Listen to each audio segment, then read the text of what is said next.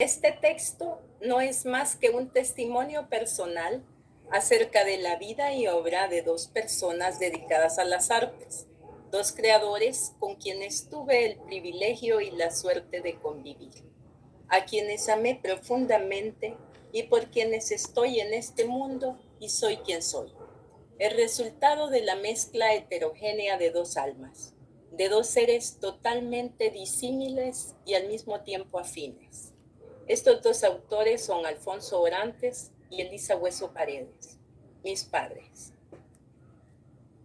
Alfonso Orantes nació en Guatemala el 17 de julio de 1898. Hace bastante, ¿verdad?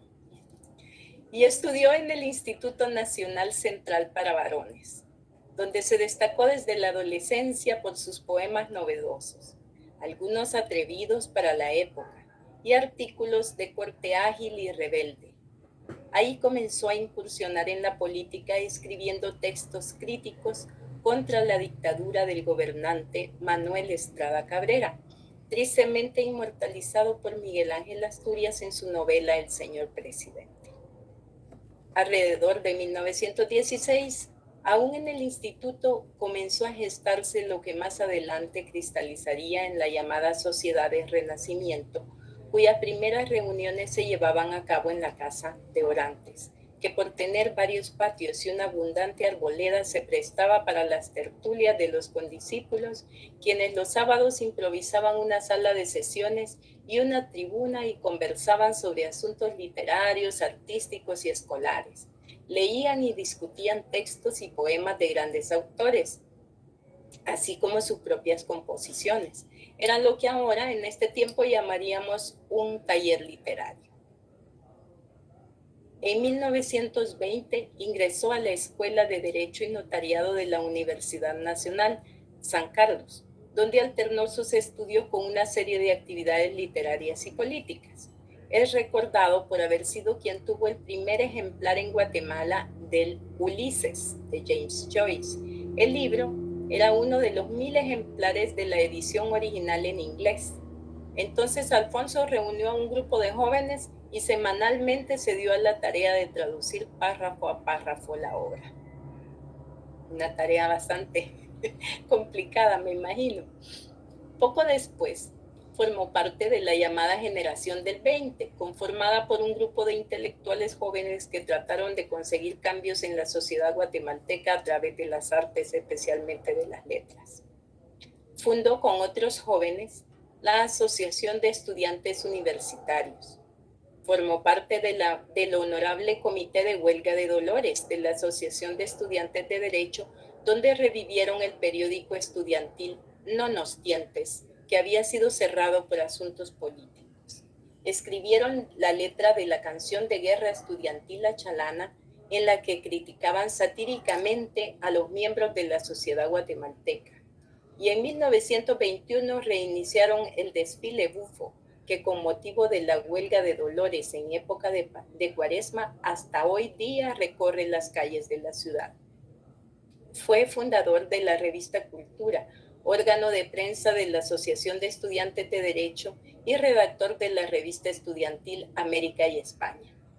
A la caída de Estrada Cabrera, dictadura que duró 22 años, junto a un grupo de estudiantes suscribió el 20 de agosto de 1922 el acta de fundación de la Universidad Popular, en donde gratuitamente comenzaron a impartir diversas cátedras.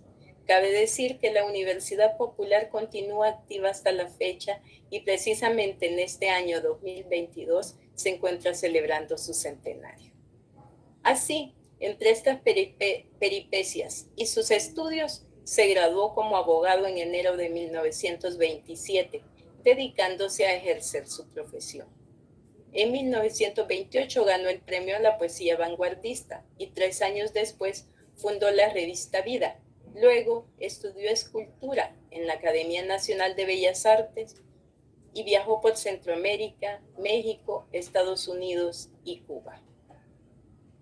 Una característica, tanto en su manera de escribir como de hablar, fue el constante e ingenioso empleo de juegos de palabras.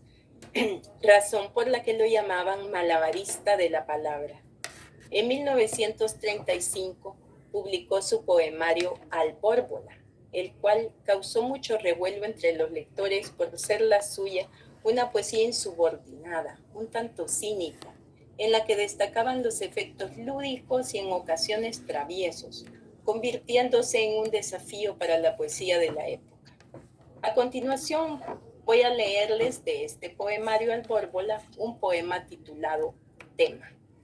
Dice así: amor, amor, amor, amorfo amor, amargo amor, amorfo, amor, amortigua, amoroso amor, amarga, amor, amortiza amor, amordaza amor, amante, y el amorío, amorata, amor, amortaja, amor, amor, amor, amor amargo, amor amorfo, amoricones, amor, amortigua, amordaza, amorata, amortiza, amortaja, amor, amoral. En este poema nos muestra una forma de escribir novedosa y fascinante para los años 30. En Centroamérica la poesía vanguardista comenzaba a aflorar.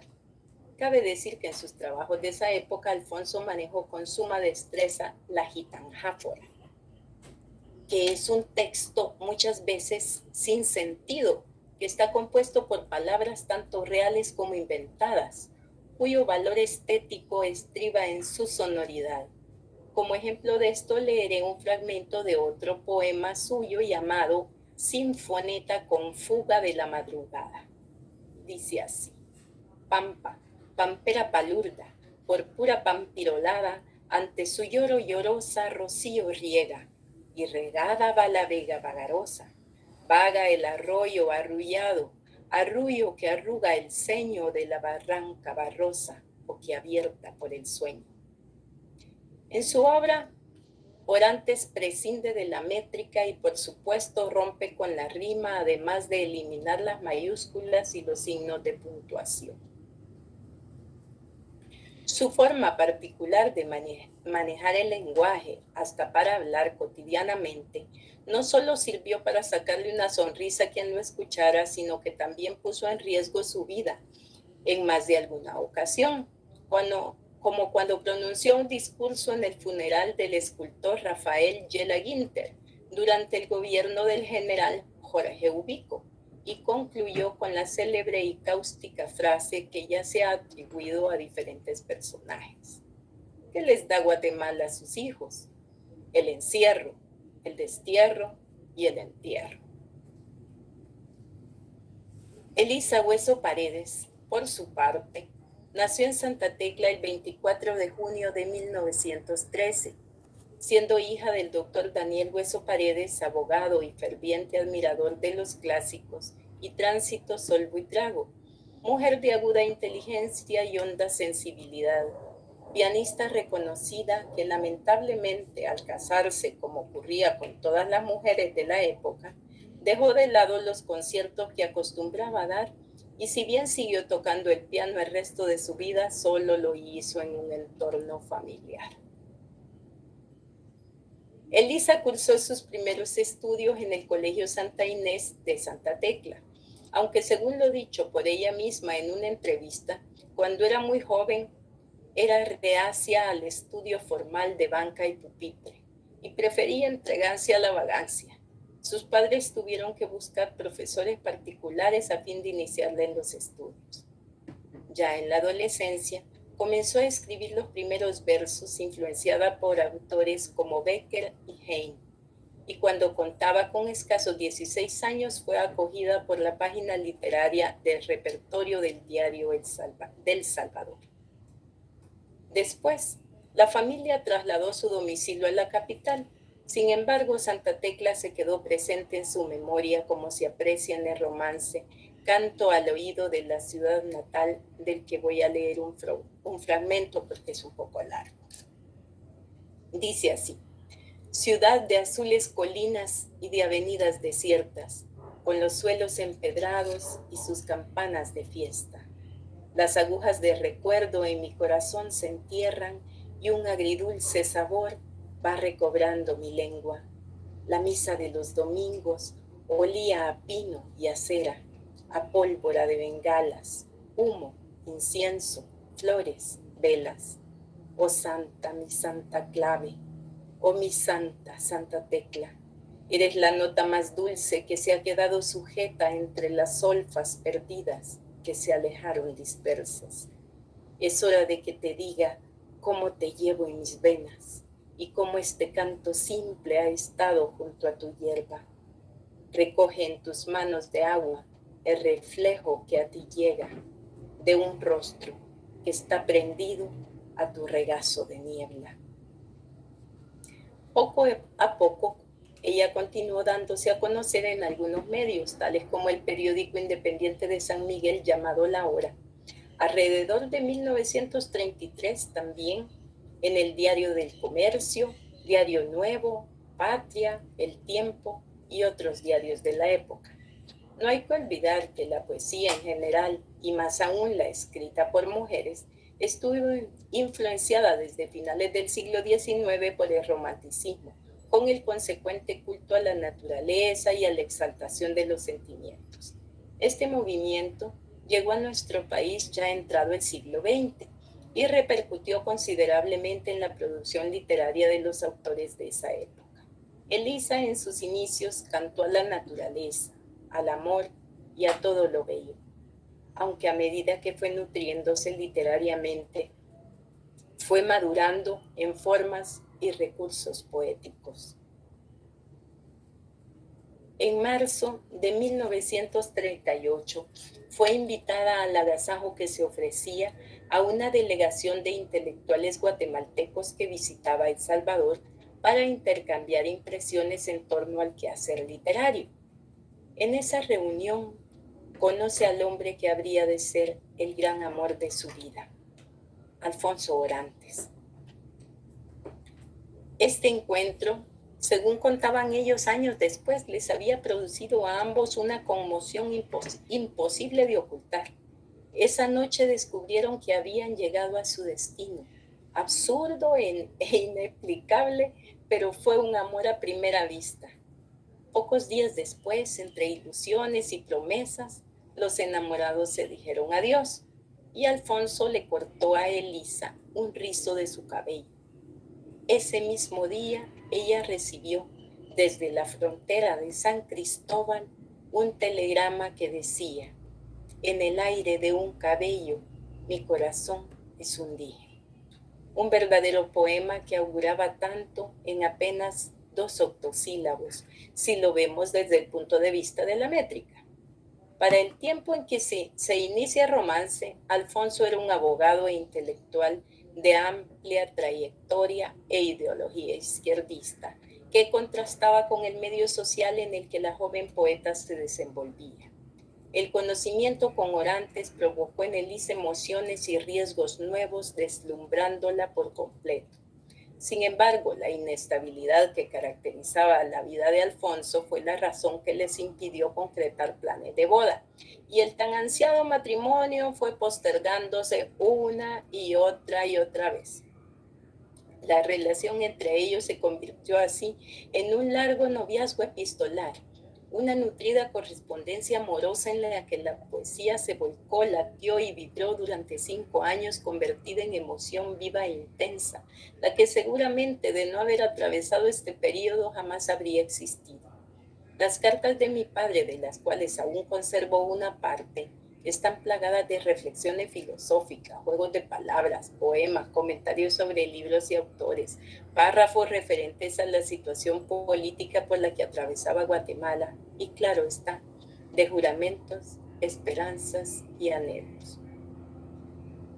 Voy a leer unos párrafos de 2 de las cartas de Alfonso, fechadas ambas en 1938. 1. Este viaje a El Salvador de 10 días me ha dado una experiencia de 10 años.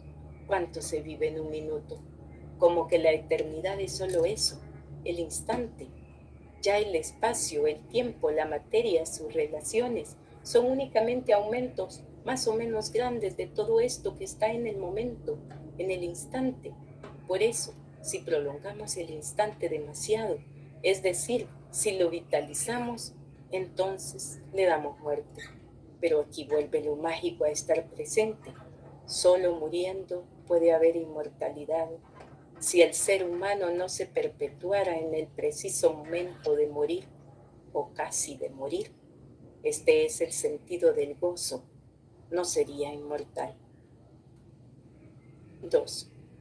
Parece que se quisiera llenar de mucho ruido el mundo, de hojas volantes, de gacetillas, de anuncios, de colorines, de gallardetes, de flecos y banderolas. Parece que siempre se quisiera estar de fiesta. La vida misma ya es una fiesta estupenda. Todos los días el sol viste el hall enorme del horizonte, lo deslumbra, nos deslumbra. Sí, por la mañana habría que arrodillarse. Sí, por llegar al cenit lo mismo. Entonces, botamos las sombras de nuestras preocupaciones. Por la tarde, a la hora del crepúsculo, también tendríamos que arrodillarnos, sobre todo si se trata de una tarde como aquella, en que nuestras almas, nuestras vidas, estaban arrodilladas y estáticas. Fue en este período, a principios de la década del 40, cuando en una parada de buses Elisa coincidió con Claudia Lars, dando así inicio su trato con ella. Amistad que fue solidificándose con el paso del tiempo. Elisa solía decir que dicha relación la había enriquecido grandemente. La poeta acostumbraba leerle en voz alta sus propios poemas, instándola a hacer lo mismo. En ella encontró una guía y un espíritu afín al suyo. Claudia, no obstante estar consciente de ser la figura femenina de mayor realce en las letras salvadoreñas, era sencilla, generosa, diáfana, que no tuvo reparos en invitar a la nueva amiga a su casa y compartir con ella muchos de sus poemas inéditos. La amistad entre ellas creció con el tiempo, durando hasta la muerte de Claudia.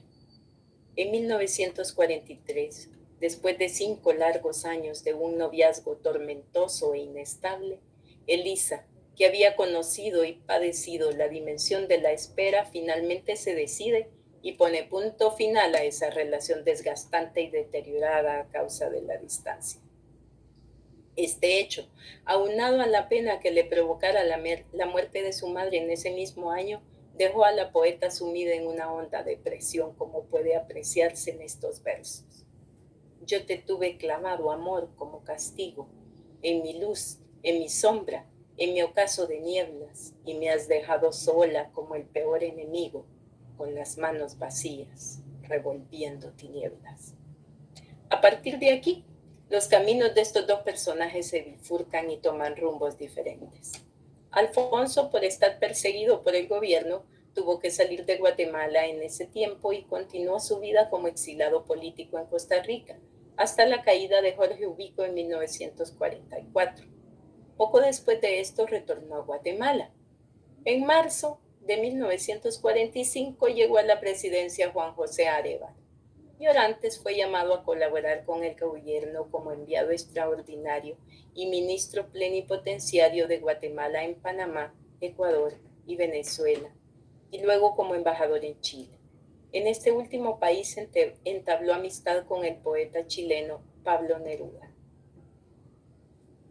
En 1950, en Guatemala se eligió como presidente a Jacobo Arbenz Guzmán, militar progresista cuyo gobierno se caracterizó por combatir los intereses económicos que los Estados Unidos poseían en Guatemala, cosa que no fue del agrado del gigante del norte, además de continuar con las reformas sociales iniciadas por su antecesor, como la institución de una reforma agraria, lo que le propició al régimen la animadversión de los grandes terratenientes guatemaltecos.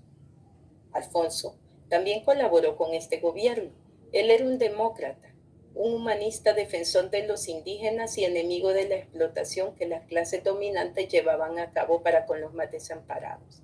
Predicaba la importancia de la diversidad cultural en Centroamérica gracias al milenario aporte de las diversas etnias cuyas historias, religiones, arte y patrimonio cultural deberían de protegerse en vez de exterminarse.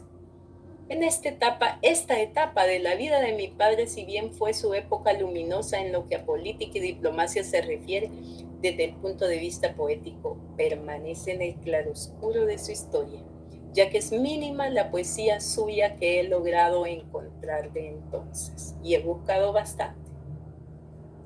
De lo poco que he logrado recuperar, incluyo aquí este soneto sin fecha, titulado Amor. Se eternizó el instante porque al verte sobre ti se volcó toda mi vida. El amor es el bálsamo y la herida, fuerza del movimiento y de lo inerte. Ya que tan débil fui, renazco fuerte de la triste ambición desvanecida, porque ya mi incipiencia adormecida ha entendido el problema de la muerte. Si esto es ser inmortal, hay el nirvana, de verdad y mentira condensada en resumen de ayer, hoy y mañana, del que los hombres se hacen así dueños, porque el amor es gracia humanizada y es tan irreal como los mismos sueños. Bueno, él estaba escribiendo de amor en ese tiempo, y mientras tanto tan solo la aridez rodeaba a Elisa. Sin embargo, en su interior algo le decía que pronto encontraría la ruta para encauzar su navío. Y esa ruta le salió al paso el día que decidió entrar a la Academia de Pintura de Valero Lecha, en donde descubrió una dimensión del mundo que la hechizó y comenzó a llenar su espacio hasta cubrirlo todo. La pintura, según contaba, fue la rescató de la desolación. Por ese nuevo rumbo dirigió su energía creadora y bajo la tutela del maestro Lecha estudió con tesón durante 5 años. En la pintura encontró una nueva forma de expresar su temperamento ardiente y enérgico. Participó en exposiciones colectivas y expuso individualmente al tiempo que estudió la vida y obra de los grandes maestros de las artes visuales. En 1948 egresó de la academia. Ese mismo año, su cuadro, titulado Eva, obtuvo el primer premio en la Exposición Nacional de Pintura patrocinada por la Universidad Autónoma de El Salvador. El escritor y crítico de arte Alberto Guerra Trigueros declaró que las iniciales del nombre de la pintora, E.H.P., significaban Elisa Horsepower, por la fuerza que emanaba de sus lienzos. Valero Lecha se refirió a Elisa así: su pintura es pintura intelectual y caricaturesca, a veces de sátira. Su imaginación la lleva a poner en el lienzo sus sueños y quimeras, pesadillas e historias inventadas, producto de una imaginación rica en fantasías. No es común este caso en el que se aparta de lo que casi todo el mundo pinta. Ella pinta lo que siente con verdadero fervor, sin hacer concesiones a nadie, aunque vaya en contra de sus intereses. Hueso Paredes se destacó específicamente en la difícil tarea de retrato al óleo. Por desgracia, en 1949 un voraz incendio consumió gran parte de su trabajo de varios años, devorando su estudio y su casa. A raíz de esto, se refugió por un tiempo en el espacio que Valero Lecha le ofreció en su academia, y ahí siguió adelante hasta encontrar un nuevo estudio. Continuó pintando sin descanso, según contaba, durante noches y días enteros, sin tiempo ni horario. Cabe decir que el caso de Lisa fue un caso especial de ambidiestrismo en las artes, ya que a pesar de su pasión por la pintura, nunca se desligó de ejercer su otra vocación, la poesía, y continuó colaborando en el Diario de Hoy, La Prensa Gráfica, Diario Latino y Tribuna Libre, que años después se convirtió en Diario El Mundo, en el cual trabajó durante algún tiempo. También fue colaboradora del poeta Raúl Contreras cuando éste fue director general de Bellas Artes y participó en numerosas actividades.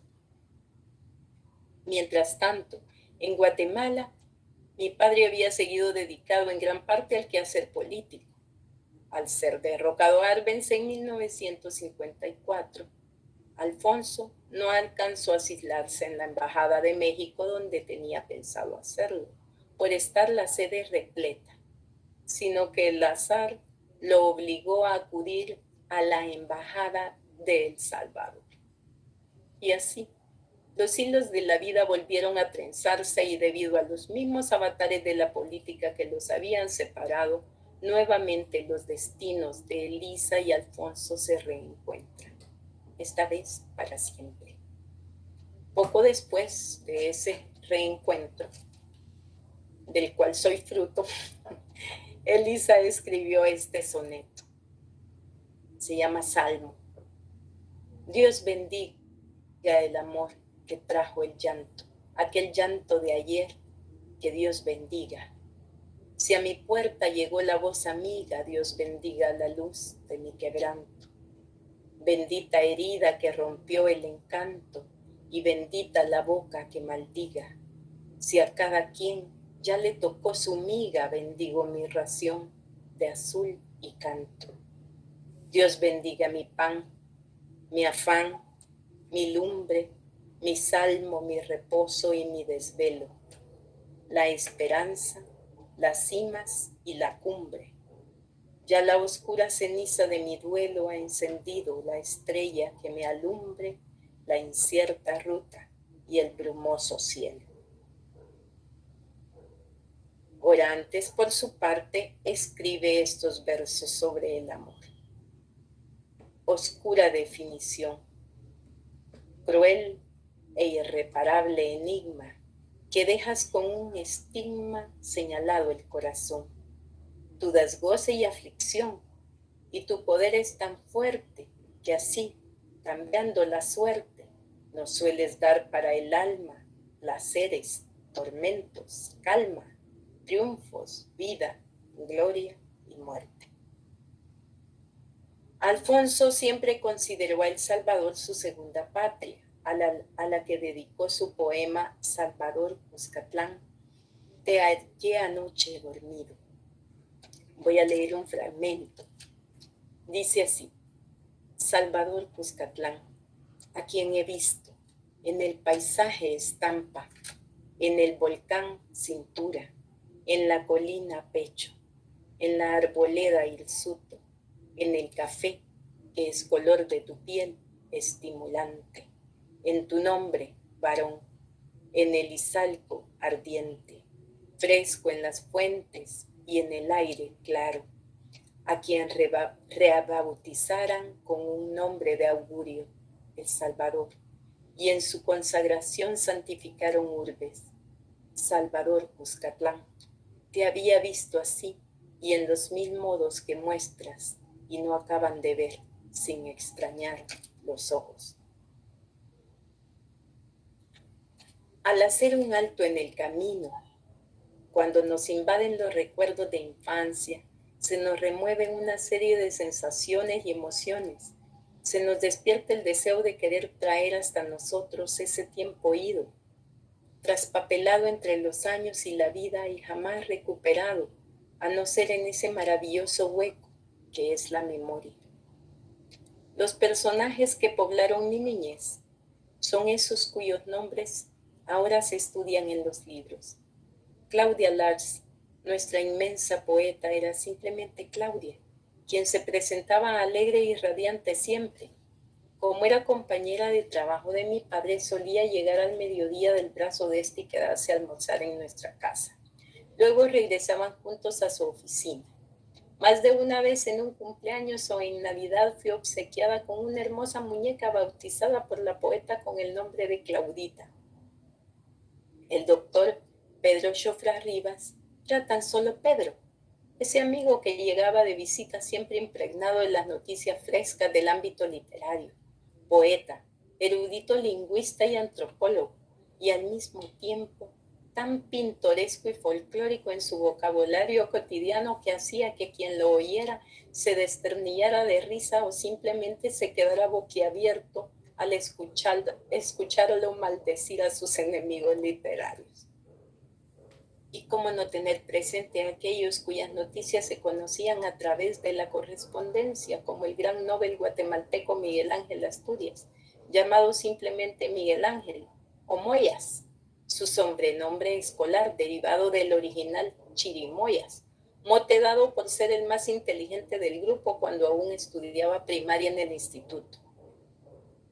A propósito de este autor, y para reafirmar lo dicho sobre lo valiosa que es la influencia cultural y la cercanía espiritual que puede darse con las amistades de nuestros padres, recuerdo que en la adolescencia leí muchos de sus libros queriendo encontrar el que menciona a Asturias en una carta para mi padre fechada en Roma el 4 de enero de 1966, que después me hizo pensar que se trata de su novela Viernes de Dolores. De esta carta voy a leer este párrafo que sigue. Por otra parte, aunque no te he escrito, has estado viviendo a mi lado y hasta te he soñado. Escribo ahora la novela que titulo 2 veces bastardo. La primera parte de la novela se desarrolla en la época en que fuimos estudiantes, la preparación de la huelga estudiantil, cómo nació la chalana, cómo se preparaban los carros, etcétera, etcétera. Y desde luego, tú figuras, pero en un papel especial. El espíritu que no estaba muy de acuerdo con que la huelga fuera solo una fantochada, sino aspiraba a que plasmara en algo más efectivo. Es el personaje que anda siempre con los bolsillos llenos de poemas y las manos cargadas de revistas y libros extranjeros. Esta parte está casi terminada. Abarca 120 cuartillas. Luego haré un monólogo de unas 50 páginas del personaje principal, que es el que encarna un poco a nuestra generación, problemática, etc. ¿Y qué decir de las amistades que venían de fuera y cuya presencia representaba alegría y bullicio, como Clementina Suárez, la notable escritora hondureña que tantas veces fue huésped en mi casa en sus estadías en El Salvador, y a quien yo le pedía su cartera para hurgar en ella, atraída por la mezcla de olores a perfume y cosméticos? Clementina hablaba fuerte, por lo general riéndose, y sin que le faltara en la mano un vasito con alguna bebida espirituosa para celebrar lo que fuera, en especial la vida. Recuerdo también al escritor guatemalteco Mario Monteforte Toledo con sus carcajadas y anécdotas de tiempos pasados, como la vez que fueron juntos con Alfonso a visitar a un brujo en Sololá, historia que mi padre escribió años después bajo el nombre de Una visita al brujo. Y no podía dejar de mencionar al sacerdote jesuita y poeta español Ángel Martínez Baigorri, radicado en Nicaragua, quien me bautizó recién nacida y al que recuerdo en una visita que hizo al país, de pie en el altar de la iglesia San José de la Montaña, mientras llevaba a cabo un ritual inolvidable e improvisado, pero no por ello menos solemne. Sabiendo perfectamente que mi padre se proclamaba no creyente, hizo que mi madre y él se tomaran de las manos y pronunció una oración para mí indescifrable. Años después supe que fue una bendición en latín a la pareja y al hogar. Entonces me enteré de que había asistido a la celebración de una peculiar ceremonia religiosa de unión entre mis padres, sin papeles y sin más testigos que yo. En ese recinto se respiraba la poesía, porque el padre era poeta, un suave olor a incienso, y sin duda alguna también se esparcía un no sé qué de Dios. El ambiente que fluye en el hogar marca nuestra vida. En el caso particular de mi casa, ese entorno resultó determinante para fomentar la inclinación a la poesía, mas debo aclarar que fue mi madre, ante todo, quien me transmitió directamente el amor a las letras y educó el oído a través de la lectura de cuentos y poemas. Aprendí tanto en las largas charlas en las que se refería a la vida de muchos artistas. Resultaban tan vívidas las historias que parecía que estábamos ahí contemplándolo todo, Beethoven sordo y sin poder escuchar los aplausos atronadores del público al estrenarse su extraordinaria novena sinfonía.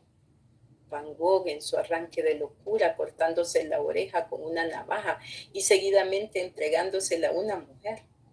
Aurora Dupin transformándose en George Sand para poder circular libremente por las calles parisinas, frecuentar lugares que estaban prohibidos para las mujeres y escribir con libertad.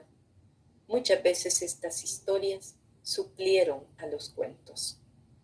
Los libros, repito, siempre fueron un elemento que estuvo presente en el entorno. Como dije arriba, mi padre trabajaba en el departamento editorial del Ministerio de Educación. Muchas veces visité sus oficinas situadas en el pasaje Contreras, muy cerca de donde entonces vivíamos, en la colonia La Rábida. Ahí me familiaricé con el olor a tinta y a papel nuevo, el intenso ruido de las máquinas al imprimir los libros y revistas aún es perceptible en el recuerdo, al igual que las letras que se usaban, que eran de hierro o plomo y se guardaban en unos muebles de madera con unas gavetas muy angostas y curiosas. Llegar ahí era como entrar a un país encantado. Su sonido, su olor y la magia del papel producían una especie de embrujo, el mismo que se sentía cuando llegaban los libros a la casa. Ese momento era una fiesta y como niña disfrutaba observar a mi padre cuando tomaba los libros nuevos y separaba sus páginas. Por lo general, empleaba un cortapapel o un abrecartas con el que también abría los sobres de la correspondencia. Esos olores y texturas, como las del papel nuevo, resultaron inolvidables, al igual que el aroma que emanaba de las pinturas al óleo y las paletas multicolores. Ver aquellos tubos de los que explotaba la magia vuelta a color y contemplar cómo se iban perfilando las imágenes después de haber sido un simple trazo en carboncillo hizo que disfrutara mirar a mi madre pintar mientras escuchaba como música de fondo el tecleo de la máquina de escribir de mi padre. Esto era parte de quehacer habitual, al igual que las conversaciones que giraban en torno al mundo cultural de entonces, las exposiciones de pintura, la buena o mala calidad de la muestra, los nuevos libros que habían salido a la luz y los artículos aparecidos en las numerosas revistas que llegaban constantemente a la casa. Uno de mis recuerdos más gratos es la forma tan peculiar que tenía mi madre para responder alguna pregunta o hacer un comentario. Por lo general solía contestar con un fragmento de un poema o de unas frases sueltas de algún texto. Esto no dejaba de resultar muy simpático a veces y otras tantas desconcertantes para quien fuera testigo de la conversación. Por ejemplo, al comentarle lo agradable que se sentía la brisa, la respuesta más de alguna vez fue: aquel aire sencillo, aquel agrado que va diciendo a todo el que lo advierte. Yo sí que estoy contenta con mi suerte. Y yo me quedaba así, ¿verdad? Entonces, pues, resultaba divertido esa especie de juego, aunque no supiera a qué se referían esas frases.